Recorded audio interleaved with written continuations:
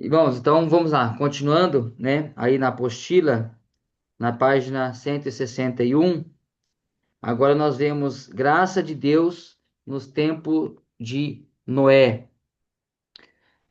Nessa altura, Nessa altura, podemos afirmar que a história da revelação de Deus começou em Gênesis 1, com o estabelecimento da aliança, e a partir do Gênesis 3, temos um Deus mantenedor, restaurador e consumador. E com isso se tem em mente o Evangelho, que pressupõe a mensagem redentora, garantindo a promessa ao homem. Os relatos de Adão, Eva e Caim despertam o pastoreio de Deus que busca o pecador e a garantia de que o reino messiânico se cumpriria. Daí, Deus se interessa pelos seres humanos e procura se relacionar de maneira sadia e sensata, chamando o homem a conversar, confessar e adorar. O evangelho do reino de Deus em Gênesis é claramente visto na providência de Deus para restaurar o homem, dando uma mensagem de esperança, tendo como base a aliança, estabelecendo a graça e o amor de Deus, permitindo que o homem se arrependa, busque o perdão e se expresse por meio da fé e adoração ao Deus que restaura o ser humano. O termo graça não é notado nos primeiros relatos de Gênesis, mas a essência da graça é bem evidente em Noé, onde no capítulo 6, verso 8, notamos, notamos proclamando o reino de Deus. Essa graça não foi perdida com a queda do homem, e evidências disso observa-se na linhagem de Caim, né, semente de Satanás, deixa eu passar a folha aqui, que construiu uma cidade e fez instrumentos musicais. A metalurgia e a agricultura se desenvolveu devido à graça de Deus, o que fica claro na capacidade de Noé, que construiu uma arca. Em Gênesis 4:26, há a informação de que a semente da mulher começa a invocar o nome de Deus. E com Enoque temos a relação de Deus com o homem, o que envolve adoração em todos os aspectos da vida. Por outro lado, temos informações de que a sociedade vivia um caos. Capítulo 6. Os casamentos mistos desagradavam a Deus, multiplicava-se a violência, que se tornou um modo de vida, contribuindo ainda mais com a corrupção e a depravação espiritual.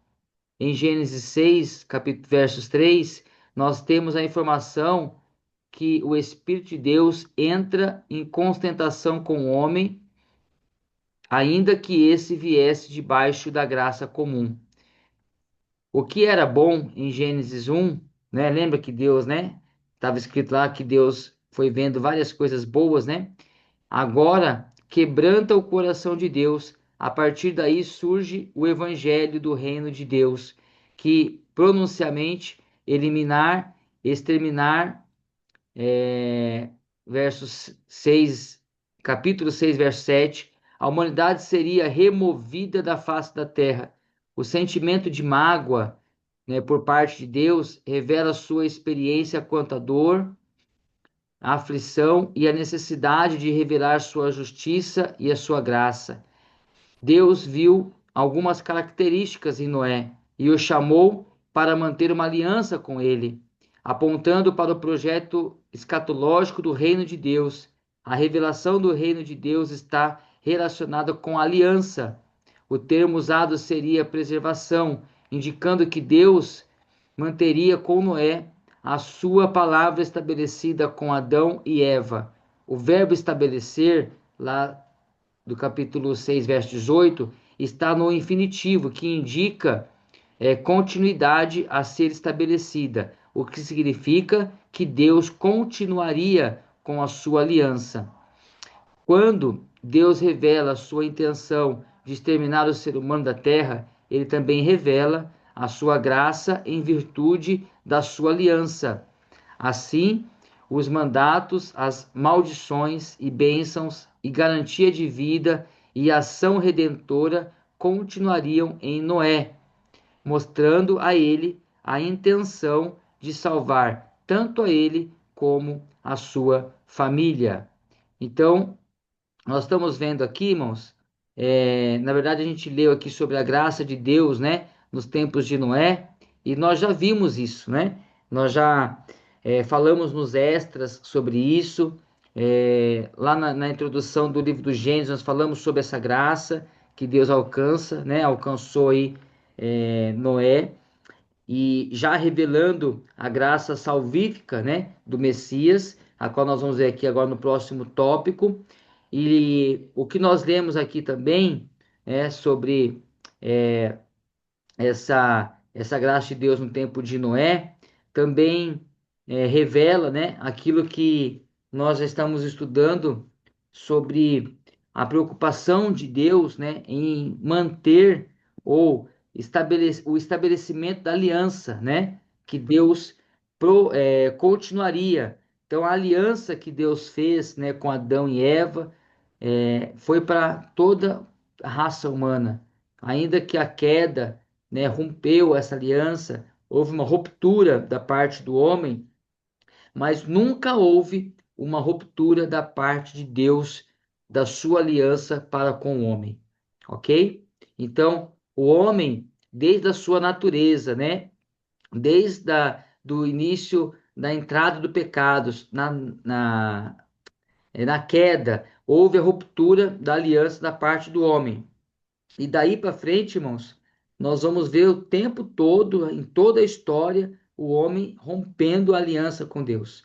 Mas Deus nunca rompeu, né, esta aliança com o homem. Então, o Senhor sempre buscou, né, sempre trouxe, em alguns momentos, de uma forma, vamos dizer assim, sobre o juízo, né? Que nós vamos ver aqui nas próximas aulas no livro do Êxodo, né? Que o juízo de Deus ele era um juízo não só da manifestação de uma ira, mas era de um juízo pedagógico. Sabe aquele pai que corrige o filho, né? Na preocupação de que o filho se perca. Então, é sobre esse juízo que Deus também, em todo momento da história, cuidou e tratou do homem, nessa intenção de manter a aliança. Nós vamos ver, né, mais para frente, não sei nem se é esse ano ainda, assim, no começo do ano que vem, quando a gente vê, por exemplo, lá na história dos reis, né, juízes, por exemplo, juízes, reis, nós vamos ver aquele ciclo vicioso do povo, né, que o povo se arrependia, Deus trazia juízo, o povo se arrependia e depois caía de novo. Deus trazia juízo, o povo se arrependia e Deus, né, restaurava novamente. Então, a gente vai ver durante toda a história uma ruptura da aliança da parte do homem, mas nunca de Deus, né? Pelo contrário, Deus, ele concretizou a sua aliança em Cristo, trazendo até nós, alcançando-nos com a graça salvadora do nosso Senhor. E até os dias de hoje, né? Assim como aquele povo que estava na beira do monte, nós vamos ver isso também, né? Mais para frente, estava no pé do monte, enquanto Deus dava o decálogo para Moisés, né? Enquanto Deus estava ali estabelecendo as leis, dando para Moisés, e o povo achando que Moisés estava demorando, podia ter morrido no monte. E o que que o povo faz ali, irmãos? No pé do monte, uma ruptura com Deus, não é? Cria ali um bezerro de ouro, começa a adorar outro Deus. Então, veja como que a história vai se repetindo, não é? O homem em todo tempo querendo romper, né, essa ruptura com Deus. Por quê, né, irmãos? Essa força, essa essa luta que vivemos constantemente, né? Então, nós precisamos sempre estar em mente isso, que Deus não rompe a sua aliança. É o homem que sempre rompe a aliança, mas Deus, na sua graça redentora, assim como revela o livro de Oséias, não é? Deus vai lá e resgata sua noiva, ainda que a noiva se prostitua, ainda que a noiva o trai, né, o noivo, mas o noivo está sempre pronto para perdoar e trazer para casa a sua noiva, porque ele a ama. Olha que coisa linda, né, irmãos? Então, é assim também conosco, né? Deus nos ama e ele sempre cuidou de estabelecer ou de manter a sua aliança com cada um de nós. Amém? Vamos lá? Messias 2.8.3 da página 162. Na vida de Abraão, Isaque e Judá. O termo Messias pode ser entendido claramente como é, aqui está arriscado, irmão. Agir, é isso?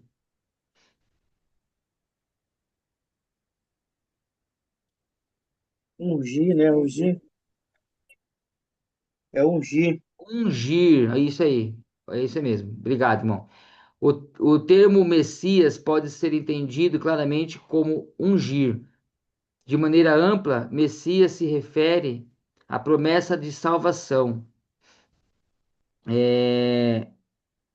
Em Gênesis, temos a referência messiânica em Adão, Noé e os patriarcas. Contudo, limitarei nos patriarcas por expressar o serviço messiânico. O chamado capítulo 12, verso 1, vai por ti mesmo, indica que Abraão deveria tomar somente a sua esposa e os seus pertences e ir em direção à terra específica.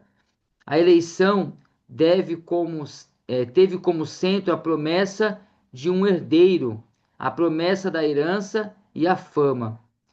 Ele seria bendito e desfrutaria da presença real de Deus, e por fim seria o mediador da bênção de Deus sobre a humanidade. Então nós vamos ver aqui, né, irmãos, sobre o Messias, né, revelado aqui na vida dos patriarcas. Continuando aí, ó. Com Abraão, a semente da mulher foi chamado para representar Deus e servir como agente do reino, sendo ungido para reinar. Daí temos a descendência de Sete, Noé, Sem e Abraão, na luta com os descendentes da serpente, com Caim, Lameque e Canaã. Com Isaac, a continuidade da aliança é destacada, sendo ele o legítimo filho da promessa. Seu caráter indica qualidade no reino de Deus, sendo submisso, sofrendo silenciosamente e representava o cordeiro a ser entregue no altar. Já com Jacó, que ao nascer agarrou o calcanhar de Esaú, tornou-se enganador, diferente do termo astuto como é visto no Éden. Sua vida revelou perseverança em assegurar a bênção. Suas atitudes levam a crer que ele não seria o mediador, mas por soberania de Deus, Jacó asseguraria o direito de agente do reino de Deus, preparando o terreno para ser o pai de Judá. Em Gênesis 49, temos a grande surpresa do livro: a semente da mulher não pode jamais ser destruída. Judá, cujo nome indica lançar para frente, seria o destaque entre as nações. Tal reconhecimento indica elogio, louvor e gratidão. Seus inimigos iriam fugir diante dele e aos que ele resgatar seriam submetidos a ele, e com isso seria rei e iria pastorear e exercer domínio. Judá teve autoridade, poder e foi o mediador régio em seu caráter e posição, indicando o governo onde guiou e conduziu à vitória e prosperidade. Pois bem, agora tem uma recapitulação, né? E discussão teológica e data da Terra, e assim finalizamos, né, essa parte aí. Irmãos, essa leitura que eu faço com os irmãos aqui, eu estou tendo um pouco de dificuldade porque a minha apostila, ela não é atualizada, então eu tô fazendo a leitura no celular. Então, às vezes eu fico aí sem entender alguma palavra, né? Mas como que eu estou fazendo, né? Só para os irmãos entenderem. Eu estou estudando, né, toda a matéria, procuro todos os extras, entendo, a ponto de conseguir passar para os irmãos alguma coisa, até mesmo sem a leitura. E depois eu faço a leitura só para vocês ir acompanhando e eu vou trazendo aqui as explicações e trazendo as aplicações, tá bom, queridos? Então, não é que eu estou lendo aqui na hora e estudando com os irmãos. Eu me preparo, né? Toda a aula é preparada, só que nem sempre eu preparo com esse material. Eu preparo o assunto e depois a gente lê o material para poder discutir junto aí e, e colocando em prática aí algumas coisas, tá bom? Amém? Então, Hum. nós vimos aí, né, sobre essas aplicações que o pastor aí indicou, né, sobre essas é, três pontos aí como ele usou, né, de exposição, teológica para esses temas aí, a qual nós encontramos em Gênesis. Agora nós vamos ler então, deixa eu me achar aqui novamente.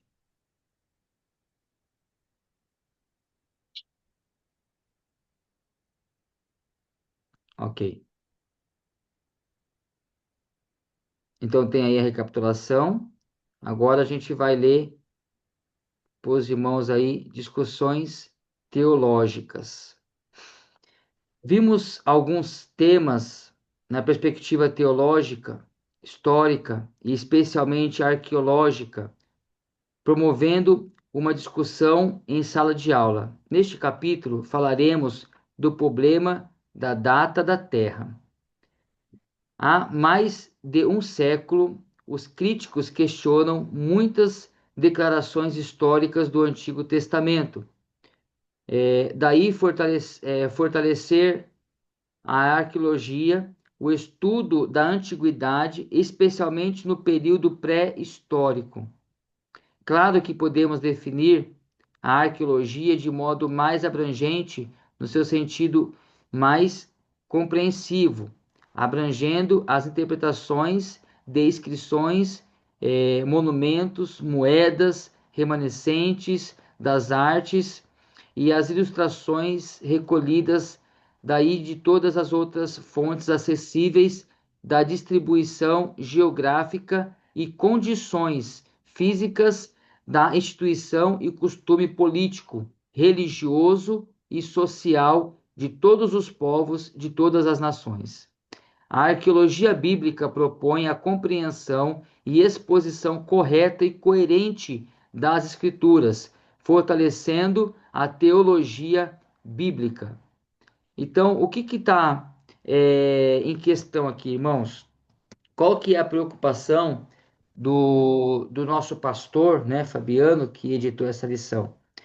É deixar claro para a gente que existe sim linhas de estudos, né, muitas teorias sobre essa questão teológica do livro do Gênesis, né? Não só do livro do Gênesis, mas de toda a Bíblia. Então, discussões teológicas nós temos de Gênesis a Apocalipse, né?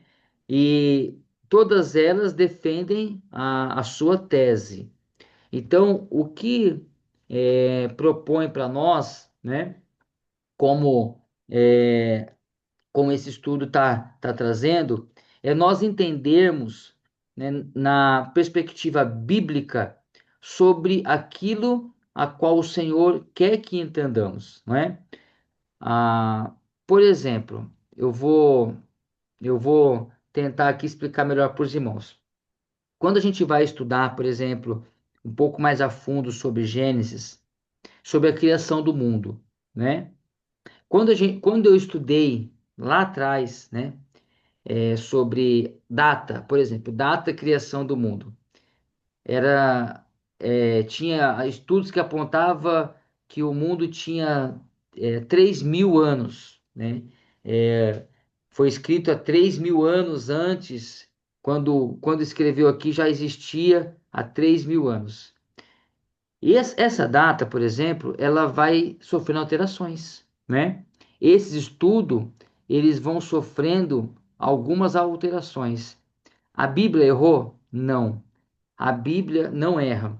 O que acontece são estudos feitos a partir de um relato bíblico.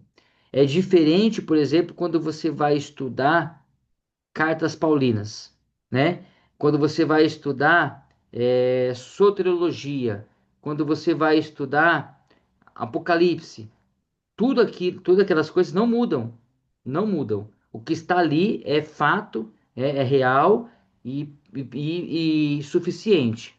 Mas quando a gente olha, por exemplo, numa estudo arqueológico, sofre alterações, não é? Sofre alterações porque o homem vai descobrindo, né? Vai se redescobrindo algumas coisas. Eu estava, por exemplo, preparando essa aula, estudando, colocando os estudos em dia, né? Ou renovando as leituras. Já temos hoje indícios, né? Eu até separei aqui para os irmãos, de uma data de 4.000 anos. Olha só, né? Por que isso muda? Né? Porque são estudos que a gente encontra a partir de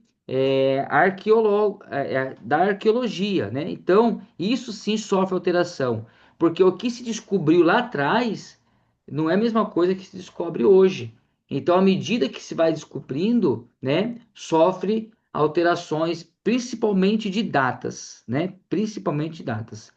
Eu vou ler aqui para os irmãos algo que é necessário que vocês saibam. O fato mais antigo do Gênesis, a criação, conforme cálculo feito pelo rabino José ben Alafat em cerca de 125 depois de Cristo, é remontado ao ano de 3.760 antes de Cristo. Porém, o arcebispo James Hunt data a criação em 4.004 a.C. Já mais recente, Elisen, Stanley A. Elisen estruturou a cronologia de Gênesis a partir de 4.175 a.C. Tal variedade de sistemas cronológicos deve-se questões exegéticas, das quais não temos tempo para tratar, né, numa aula como essa. Mas é como eu estava dizendo para os irmãos, não trata só de uma exegese, mas trata também de informações que nós vamos tendo ao decorrer dos anos. Os irmãos entendem isso? Amém?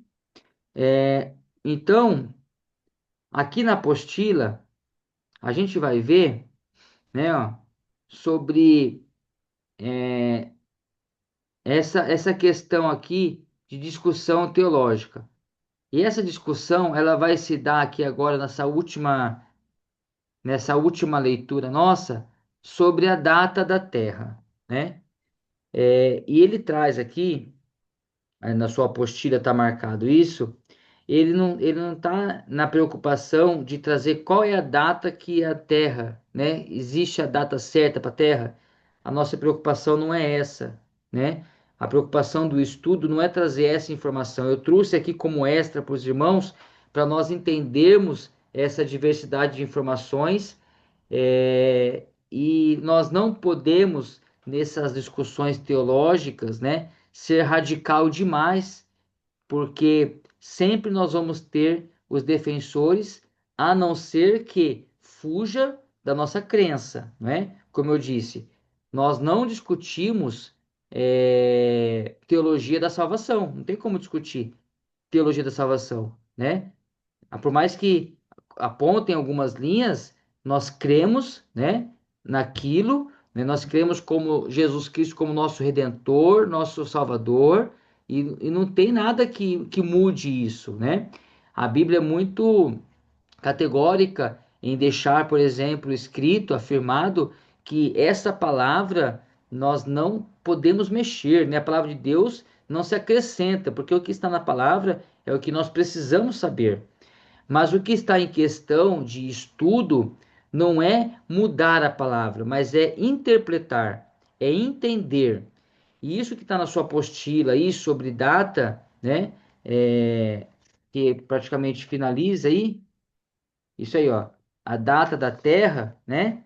Ele vai trazer aqui uma discussão teológica sobre os dias, né? E aí, foi literal ou não o dia primeiro, né?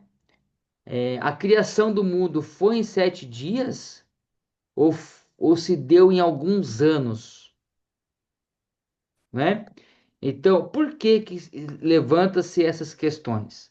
Levanta-se essas questões por conta dessas linhas, né, de teologia, dessas linhas de discussões teológicas, né? Então, nós temos que ter sempre em mente, olha como eu estou sendo aqui repetitivo, que a palavra de Deus ela é inspirada por Deus e o Senhor não quer que sejamos confundidos, mas que sejamos esclarecidos. Então, eu creio na literal da palavra, né? Eu creio que esses dias foram literais, né? O Senhor criou a partir daquele primeiro dia o espaço de dias, dado-se em 24 horas, né? A qual se deu abertura para a contagem dos dias, calendários e tudo mais. A gente sofreu alterações aí depois no futuro sobre o calendário, mas a questão da hora, né, dos dias não se mudou, né? Então, eu acredito nesse estabelecimento, nós acreditamos nisso. Então, o que está escrito aí nessa última folha desse estudo é sobre essa questão, né? O primeiro dia foi literal, não foi, 24 horas, ou só foi, houve um erro aí de interpretação, né? Então, o que nós temos que entender é que realmente o Senhor quis que entendamos isso, que enxerguemos da forma qual Ele deixou escrita na Sua palavra. Irmãos, qual a dificuldade que Deus teria para criar o mundo em 7 dias? Não é? Sendo criador do universo, sendo tão soberano, a qual nós não conseguimos compreender a sua grandeza. O homem não consegue, nunca conseguirá percorrer o espaço de todo o universo. É porque não existe tempo suficiente para o homem fazer isso em vida. Então, um Deus que cria isso, irmãos, ele é autossuficiente, não é? Um Deus que cria isso, ele é capaz de fazer muito mais do que nós possamos imaginar. Então, quando se pensa, né, numa criação, nós limitamos na nossa forma de pensar humana, mas Deus não é humano, né? Deus não é homem, Deus não se limita como nós. Nós conseguimos entender, por exemplo, o que é para Deus um dia como 1000 anos? Hã? Pensa nisso, irmãos, né? 1000 anos é como um dia. Então, peraí, qual a dificuldade de criar o mundo em 7 dias? Né? Então, existem discussões teológicas sobre todo o livro de Gênesis, como nós vamos ter em toda a Bíblia. O que nós precisamos é entender qual a linha que nós defendemos, não é? O que que nós cremos e aprendermos um pouco mais sobre isso. Então, a proposta do estudo do Pentateuco, dado aí iniciando ao livro do Gênesis, não é achar esses pontos de discussões teológicas, né? Mas sim nós entendermos qual é a proposta do Gênesis, o que Deus quis deixar registrado para nós. Então Deus deixou registrado a criação do homem, a criação do mundo, do universo, de todo ser vivente. Ele fez isso, né? Conforme está registrado na Bíblia, ele inspirou Moisés a escrever isso e deixar registrado para nós como que discorreu toda a criação. Irmãos, e nosso Deus, ele é maravilhoso, ele é, né? Ele pega do pó da terra e faz um homem como eu, né? Faz você, faz toda a raça humana. Ele pega de uma costela e cria a ajudadora. Ele simplesmente com a sua palavra estabelece os pilares da Terra, né, do universo, né?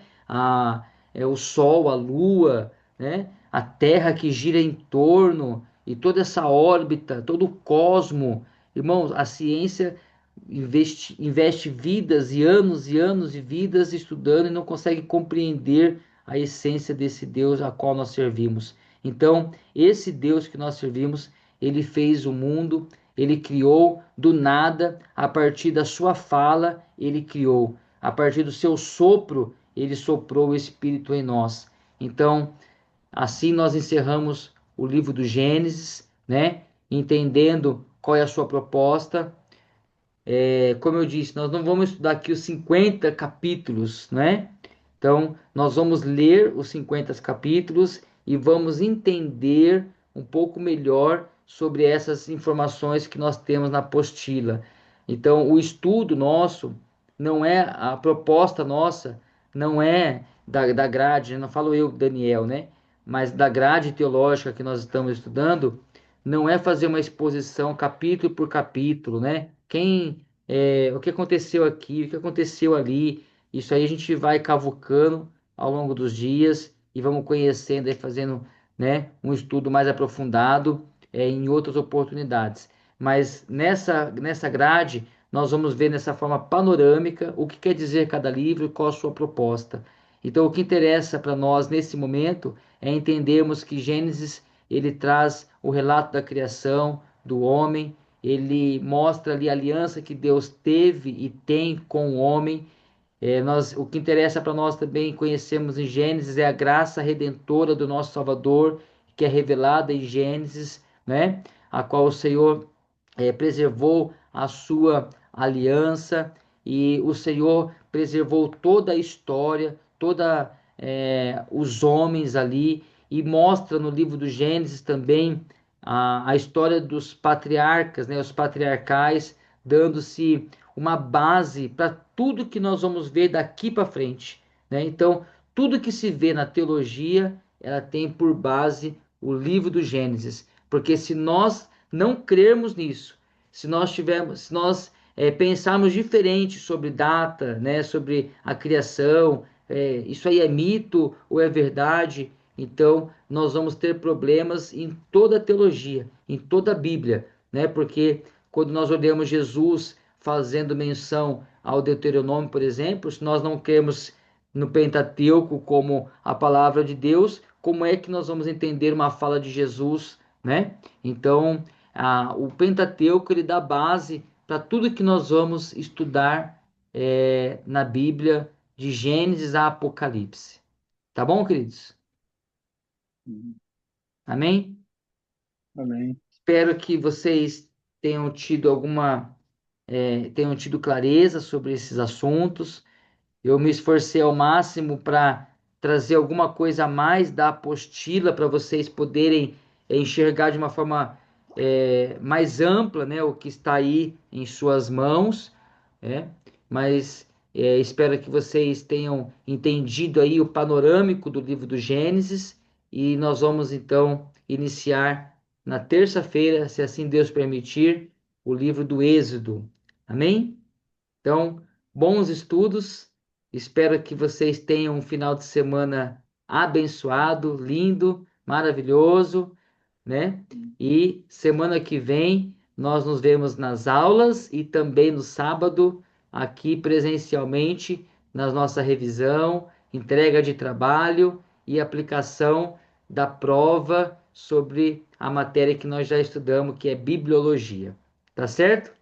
Então, boa leitura para todos. Não esqueçam de ler, sobretudo, a palavra de Deus, a Bíblia, né? Não faz sentido estudarmos a Bíblia sem ler a Bíblia. Então, leia a palavra de Deus, leiam os livros, façam as recapitulações e Deus certamente esclarecerá a tua palavra e trará clareza ao nosso coração, à nossa mente, em nome de Jesus.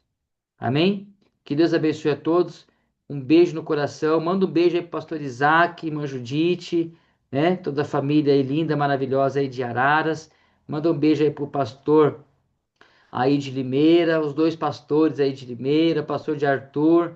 Deus abençoe a vida de vocês grandemente. Nos vemos em breve, tá bom, queridos? Um abraço. Fica com Deus. Com Deus. Obrigado, pastor. Os irmãos querem falar alguma coisa? Desculpa, né? Eu dei tchau aqui. Tá tranquilo? Qualquer coisa pode ir chamando no grupo aí, tá bom, queridos?